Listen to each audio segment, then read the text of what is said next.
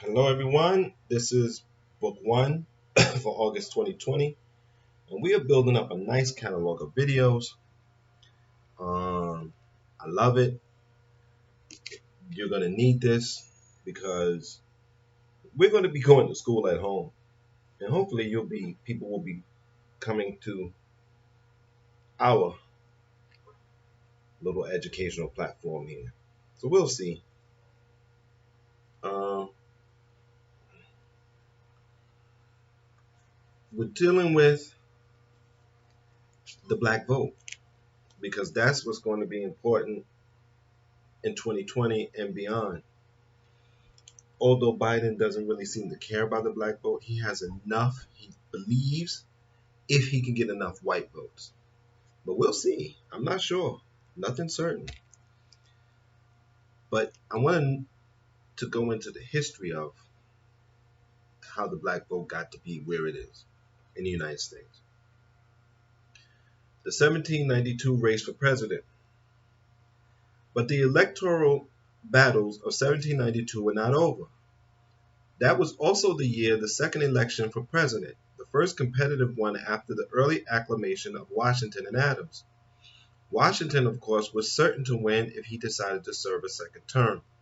But if Washington was undefeatable, his vice president was not. Clinton had exerted all his electoral pressure to win as governor in New York, hoping that would put him in a strong position for replacing Adams as vice president.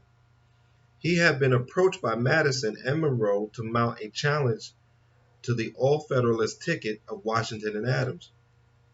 But the narrow and nasty character of Clinton's victory against Jay made some Republicans at the national capital in Philadelphia think Clinton was tainted, and that Burr, the man who had wanted to displace him as governor, should step ahead of him to the vice presidency.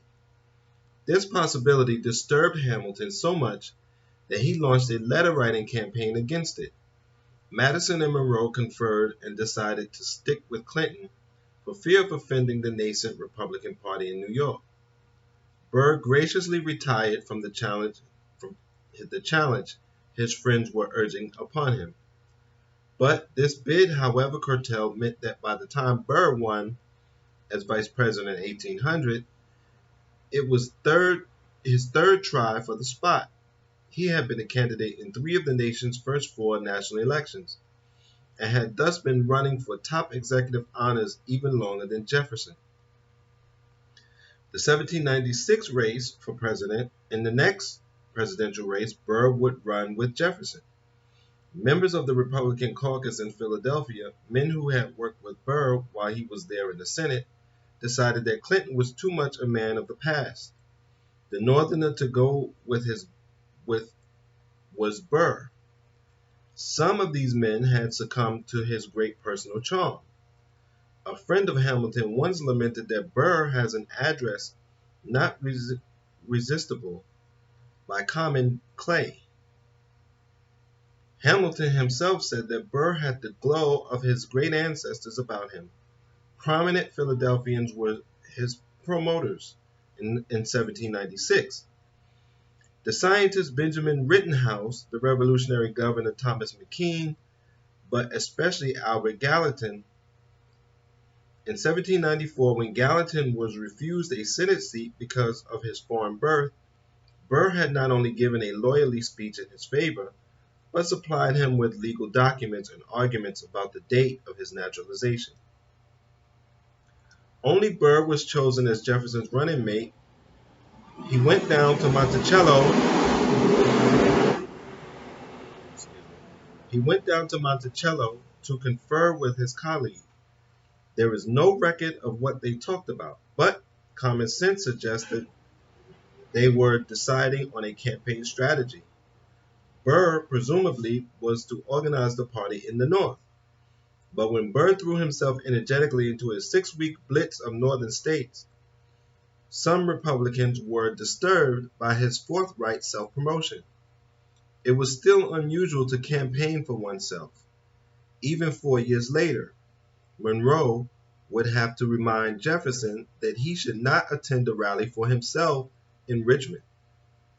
Jefferson, losing his normal reluctance to appear openly, had written, "Sometimes it is useful to furnish occasions for the flame of public opinion to break out." Jefferson did not repeat this uncharacteristic lapse. So here you see some of the races. Elections were much, much different then. And it's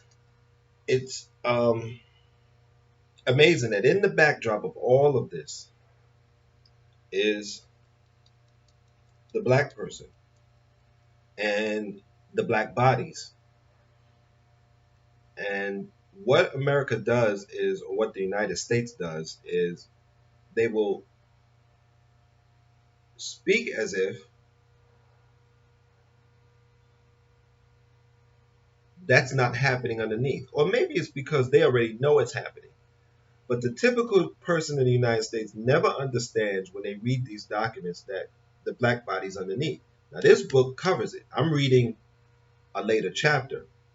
And in the earlier chapters I read, in the earlier videos about this, you can see where they talk about the black bodies.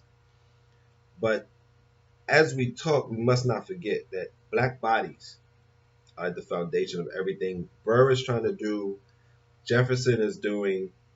They've got them in the bag, so to speak, the black vote. And that's the way the black vote is seen today. So not much has changed as far as I see it when you study. And not much has changed on the surface. The niceties that we once had after the Civil Rights Act, where people wouldn't call you names in the street, now even that's gone. So I'm glad to be bringing you this. This is very important, and I appreciate your support. I ask that you please take care of your mind, take care of your body, and be safe.